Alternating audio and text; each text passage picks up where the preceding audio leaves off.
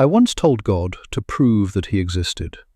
Not someday, not gradually, not in his own time. I gave him one night. I said it out loud, with anger in my voice. If you are real, show me. Tonight. If you don't, I'm done. I'm done praying to silence. I'm done believing in nothing. I thought it was a brave prayer. It was the most dangerous prayer I have ever prayed, because God answered. And what happened next did not comfort me. It terrified me.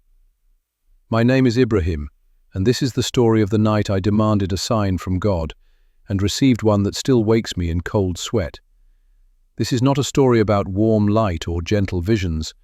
This is not a story about peaceful feelings or comforting dreams.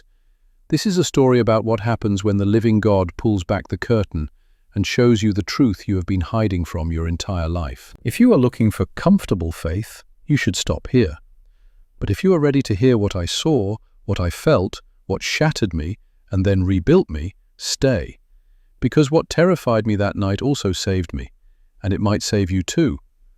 Before that night, I looked like a believer. On paper, I was religious. I identified as Muslim. I prayed, sometimes. I fasted during Ramadan, most years. I gave to charity when it was expected. From the outside, everything looked correct, respectable, orderly, faithful. But inside, there was nothing. No presence, no peace, no connection, only silence. I had inherited my faith the way I inherited my name. It was given to me at birth. I never chose it. I never examined it. I simply wore it, like clothing, something external, something for appearance. And in my 20s, doubt began to grow. Not loud doubt, not rebellious doubt. Quiet doubt, private doubt, the kind that whispers while you are praying, "Is anyone actually listening?"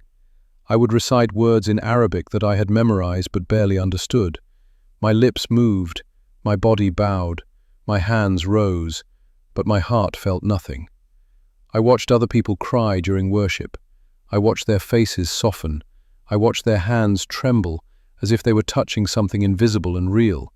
And I felt empty, completely empty.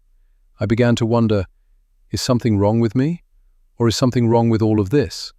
For years, I lived in that space, publicly religious, privately hollow, performing faith, not living it, going through motions that produced no life. By the time I reached a position of leadership, my doubt had hardened, not into atheism, but into something colder, a quiet belief that even if God existed, he was distant, uninterested, uninvolved. I still prayed, but I no longer expected anything to happen. Prayer became a habit, a routine, a cultural reflex, like a wheel that keeps spinning long after the hand has stopped pushing it, and inside, I had already given up. I just hadn't admitted it out loud. Not yet. September 7th. I don't know why that night was different. Maybe it was exhaustion. Maybe it was years of disappointment piling up inside my chest. Maybe something in me had simply reached its limit. I was alone in my room, past midnight. The building was silent. Earlier that night I had tried to pray, the same words, the same movements, the same emptiness. But this time, I couldn't ignore it. Something inside me snapped. I stood up. My hands were shaking. And for the first time in my life, I spoke to God out loud, not with respect, but with anger. "If you are real, I need to know," I said. "Not tomorrow, not next year, tonight." My voice cracked. I'm tired of believing in nothing. I'm tired of talking to ceilings. I'm tired of performing for an audience that never shows up. I began to pace the room. My fists were clenched. "You say you reveal yourself to those who seek. Well, I'm seeking now. Show yourself. Give me a sign. Prove that you exist." Then I stopped walking. My heart was pounding. If this night passes and nothing happens, I'm done. I will stop pretending. I will stop praying. I will accept that religion is a lie, and I will move on with my life. I waited. Nothing. No voice, no vision, no warmth. Only the low hum of the air conditioner and my own breathing. I laughed. A dry, bitter laugh. "Of course," I whispered. I collapsed onto my bed, still wearing my clothes, staring at the ceiling. "Prove yourself," I muttered one last time. "If you're real, prove it." And I fell asleep, angry, empty, already preparing to bury my faith. I had no idea what was coming. I don't know how long I slept, but I know exactly when I woke up. 3:33 a.m. I did not wake up naturally. I was pulled out of sleep, ripped from it, as if invisible hands had grabbed my shoulders and shaken me violently. My eyes flew open. Instantly I knew something was wrong. The room was cold. Not normal cold, not air conditioning cold. This was different. This cold had weight. It sank into my skin. It wrapped around my bones. It felt intentional, alive. I tried to sit up. I couldn't. I tried to move my arms. Nothing. My legs. Nothing. My body was completely frozen. Not asleep, not numb, paralyzed. I could feel the mattress beneath me, the air on my face, my heart slamming inside my chest. But I could not move a single muscle. Panic exploded inside me. I tried to scream. My mouth opened. No sound came out. It was as if the air itself refused to carry my voice. I was trapped, inside my own body, inside my own room, fully awake, completely helpless. Then I felt it. A presence. Not something I could see, something I could sense. It filled the room, pressed against my skin, crushed the air from my lungs. It was like gravity had suddenly tripled, like the atmosphere had turned thick and heavy. And with it came something worse than fear. Holiness. Not the gentle kind people talk about, not peaceful, not comforting. This was purity so absolute that it burned, so clean that everything unclean became unbearable in its light. And I knew. I was unclean. Every lie, every selfish decision, every hidden thought, every prayer spoken without meaning. Every moment I had pretended to love God while keeping him at a distance. All of it rose inside me at once.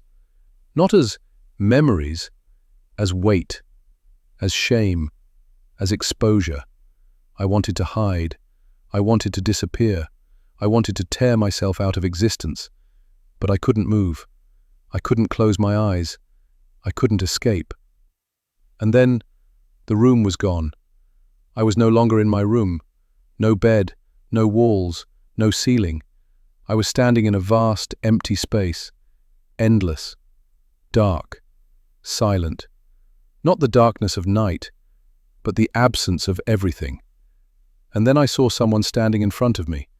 At first I thought it was another person. Then I realized it was me. Not my body, my soul. It looked human in shape, but wrong in every other way. Its skin was grey, not pale, not sick. Grey like ash, grey like something that had already burned. The eyes were open, but hollow.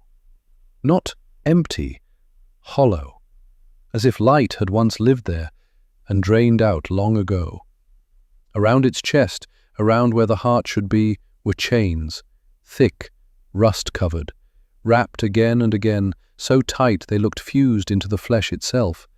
And inside its chest, there was no heart, only darkness.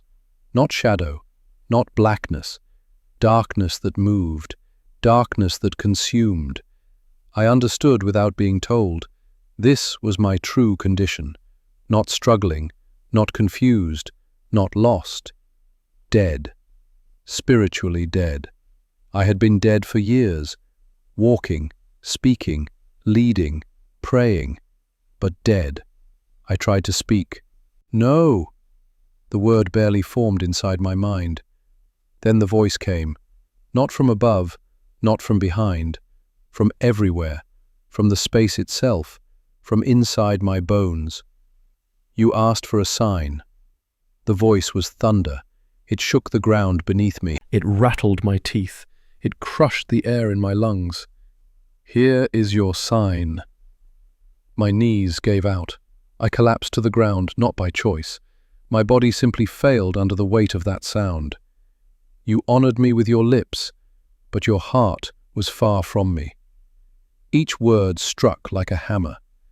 You performed religion, but rejected relationship. Tears streamed down my face. I couldn't stop them. I couldn't breathe properly. I couldn't look away from the thing standing in front of me, the dead version of myself. You asked for proof of my existence, the voice continued. Now look at the proof of your condition. I stared at it, at the chains, at the hollow eyes, at the darkness where life should have been. This is me? I whispered. Yes. The voice did not soften. This is what you have always been. You simply never saw it. And then, the space behind that figure began to change. Behind the grey figure, something appeared. At first, it was only movement in the darkness, then shape, then form. 2 doors, standing side by side, impossibly tall, impossibly real. The door on the left blazed with light, not harsh, not blinding, warm, golden, alive. It pulsed softly, like a heartbeat. From behind it, I could hear sound, laughter, music, voices layered together in joy, peace with weight, joy with depth, the kind of happiness that does not fade. I felt warmth reach my face, my chest, my soul. I knew what it was. Life. Home. The door on the right was different. It was not black. It was darker than black. It did not reflect light. It swallowed it, and it was opening. Slowly, silently, deliberately. From inside it came cold, not air, not wind, absence. A cold that carried no sound, no movement, no presence. The silence of abandonment. The silence of something that will never answer you again. I knew what these doors were. Before the voice spoke, I already knew. The doors of eternity, the voice said. Every soul will pass through one. I turned toward the door of light. Everything inside me reached for it. I took a step, then another, and stopped. Something invisible blocked me. I pushed forward. Nothing. I strained. Nothing. It was like walking into glass. "Why?" I cried. "Why can't I enter?" "Because you never knew me," the voice replied. "You knew about me. You spoke my name. You followed rituals. But you never knew me." I turned. The dark door had opened wider. The cold spilled across the ground toward me, like fingers, reaching, claiming. "No," I whispered. "No, please." I tried to run. My legs would not move. I tried to scream. No sound came. "I don't want this," I begged silently. I believed. I prayed. I tried. "You performed," the voice answered. "Performance is not relationship. Religion is not life." The cold touched my feet, and I understood what waited behind that door. Not fire, not screams, something worse. Separation, complete, eternal, to be cut off from God, from love, from meaning, from hope, forever. I collapsed, face to the ground, my entire being shaking. "Please," I sobbed, "I'll do anything. Please don't let this be the end." And then, the cold stopped moving. The cold began to retreat. Not suddenly, slowly, as if something stronger had stepped between me and the darkness. Then I felt it. A hand, firm, real, resting on my shoulder, warm. I lifted my head. A man stood in front of me. He was not like the voice. The voice had been everywhere. This man was close, specific, present. He wore simple white clothing, no crown, no armor, no fire. His skin was the color of the desert, his hair dark, his beard short, his eyes steady, deep, and kind in a way that hurt to look at. When he reached out to help me stand, I saw his hands. There were scars in his wrists, perfect circles, old wounds that had never healed. I knew who he was. I didn't learn it. I didn't reason it. I recognized him. Jesus, I whispered. He lifted me to my feet. His grip was strong, gentle, certain. I did not come to condemn you, Ibrahim, he said. His voice was nothing like the thunder. It was quiet, heavy with sorrow, like a doctor delivering a truth that cannot be softened. I came to wake you. I was trembling, still crying, still broken by what I had seen. The door, I said. It was opening. I couldn't stop it. It is still opening, he replied calmly. For everyone who remains asleep. For everyone who performs instead of knows. For everyone who asks about God but never meets him. He turned me toward the two doors again. The dark one had stopped moving, but it had not closed. What you felt, he said, was the beginning of wisdom. Wisdom, I whispered. That was terror. Yes, he said, and the right kind of terror is where wisdom begins. He gestured toward the grey figure. The life you are living leads there. Religion without surrender, words without love, movement without life. That thing, I said, that dead soul. That is you, he answered, without intervention, without grace, without truth. I fell to my knees again. How do I stop it? I begged. How do I change? He looked at me and raised one finger. First, he said, stop performing and start surrendering. You cannot earn God. You cannot impress him. You can only receive him. He raised a second finger. Second, stop hiding and start confessing.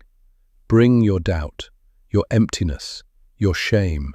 The self you pretend is not there. That is the self God heals. He raised a third finger. And third, stop postponing and start today. You have always planned to become real later. Later is a lie. There is only now. He lowered his hand. The terror you felt was mercy, he said softly. Most people never see the truth until it is too late. You were warned. I looked at the doors again, at the light, at the darkness. How do I enter the light? I asked. He smiled, and in that smile was more warmth than in all my years of prayer. Through me, he said. I am the door. Not your religion, not your record, not your effort. Me. He held out his hand. Will you come? I looked at his hand.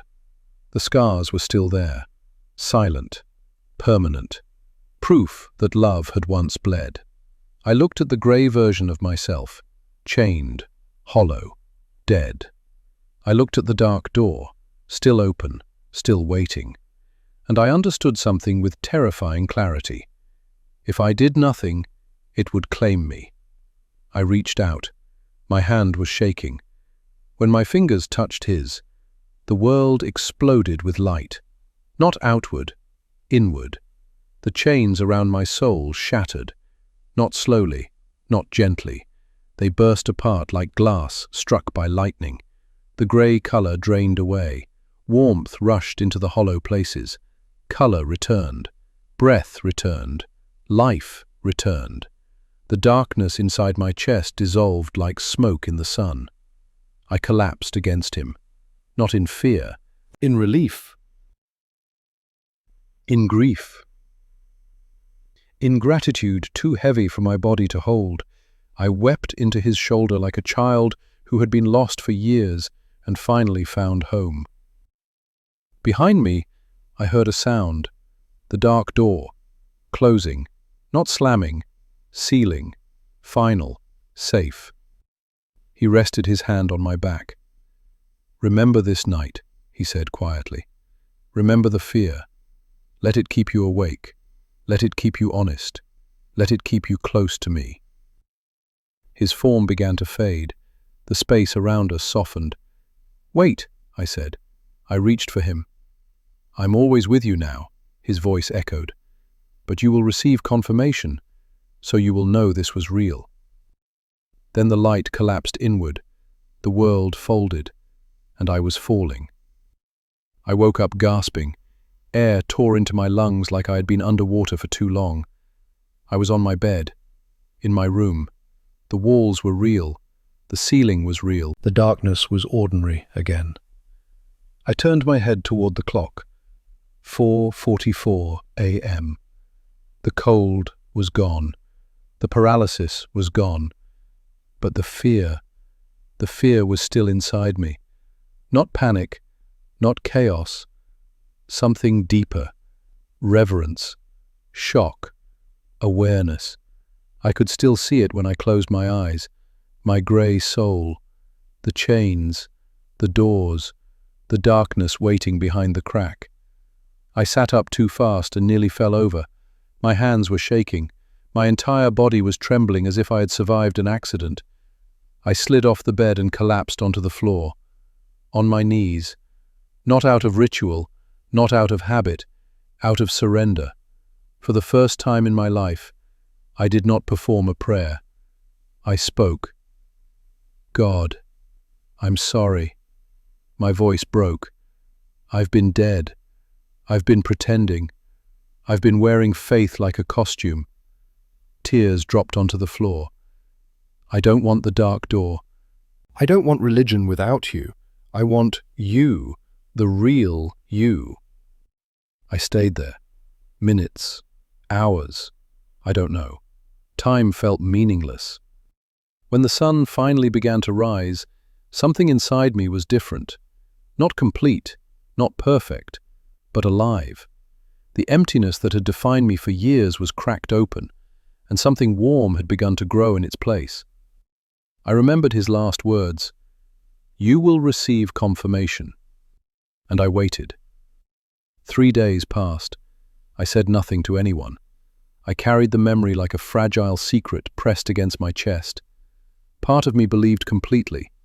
Another part whispered that my mind had created everything.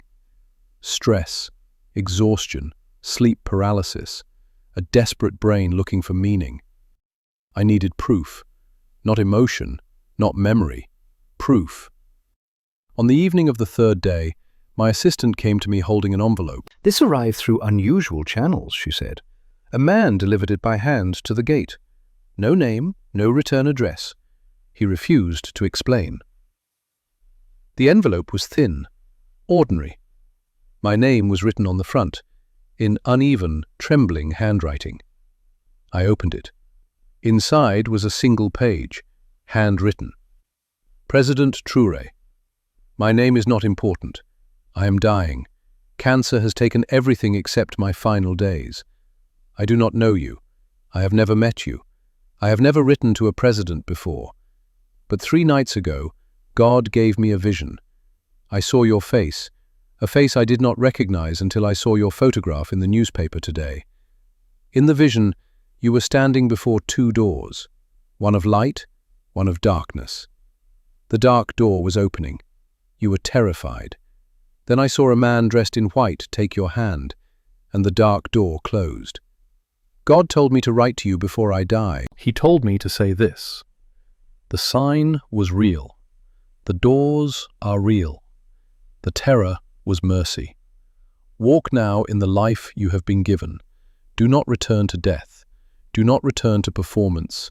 Stay awake. Stay surrendered. Stay close to the one who closed the door. I do not understand fully what this means, but I trust that you do. I will be gone soon, but I will see you again, through the door of light. Your brother in faith. My hands began to shake. The room felt distant. The air felt thin. Someone I had never met had seen what I saw. The doors, the man in white, the moment of rescue. I sat down slowly, the letter still open in my hands. This was not imagination. This was not coincidence. This was confirmation. Everything I experienced was real, and I had been given something most people never receive: a warning, before it was too late. That was months ago. I am not the man I was. I still wake up in the same body, I walk the same halls, I speak to the same people, but inside, everything is different. The terror of that night never fully left me, and I don't want it to. It keeps me honest, it keeps me small, it keeps me awake. Before, I feared losing my position, my reputation, my control. Now I fear something else, returning to death, returning to pretending, returning to a faith that exists only on my lips. I no longer pray to perform, I pray to speak. I no longer read scripture to appear righteous, I read to listen. I no longer hide my doubts behind religious language. I bring them into the light, and something meets me there, not always answers, but presence, real presence. I understand now why people speak about the fear of God. Not as terror that drives you away, but as awe that keeps you from lying to yourself. Some people want a God who is gentle, comfortable, predictable. A God who never disrupts, never confronts, never exposes. I did too. But I saw where that path leads. I saw the soul it creates. Grey, hollow, chained. And I saw the door waiting for it. The terror I experienced was not cruelty. It was mercy wearing a terrifying face. I am telling you this for one reason. Not to impress you, not to frighten you for entertainment, not to build a story, but because someone listening right now is where I was. You still pray. You still use God's name. You still call yourself a believer. But inside, you are tired, empty, going through motions that no longer give life. You know the words, you know the rituals, you know how to look faithful, but you do not know if anyone is listening. Maybe you have even whispered the same dangerous prayer I did. God, if you are real, show me. Be careful, he may answer. And when the creator of the universe pulls back the curtain on reality, it is not gentle. It is not comfortable. It is not safe. But it is true. I saw what religious performance produces. I saw what a soul becomes when it knows about God, but never knows him. And I saw the door that waits for it. There are still two doors ahead of every human being, one of light, one of darkness, one of life, one of separation. The question is not whether you are religious. The question is whether you are alive. The question is not whether you believe God exists. The question is whether you know him. I asked for a sign. I received one. It broke me. It terrified me. And it saved me. Now the warning has been passed to you. Not tomorrow, not someday, not when life slows down. Now, while you still choose, while your heart still moves, while the door is not yet opening, stop performing, start surrendering, stop hiding, stop being honest, stop postponing, start today. I was dead, and I did not know it. Then I saw. Then I was afraid. Then I was given life. You are still here, reading this, breathing, choosing. What will you do with the warning?